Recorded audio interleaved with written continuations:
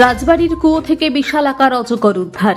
শতাব্দী প্রাচীন দুবরাজপুরের হেতমপুরে রাজবাড়িতে বিশাল আকার অজগর উদ্ধার।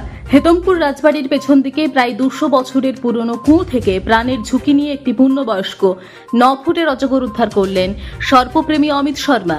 বন দপ্তরের সহায়তায় অজগরটিকে অনুকূল পরিবেশে ছেড়ে দেওয়া হবে বলেই জানিয়েছেন সর্পপ্রেমী অমিত শর্মা।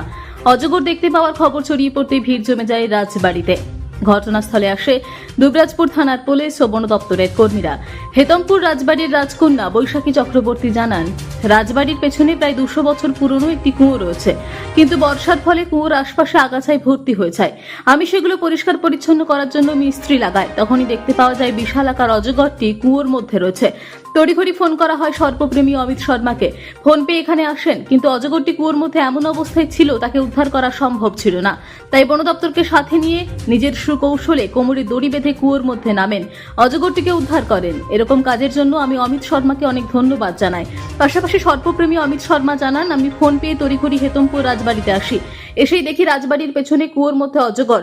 বন দপ্তর ও স্থানীয় মানুষজনদের সহযোগিতায় আমি কোমরে দড়ি বেঁধে কুয়োতে নামি, অজগরটিকে উদ্ধার করি। 9 ফুট লম্বা বিশিষ্ট এটি একটি পূর্ণবয়স্ক অজগর।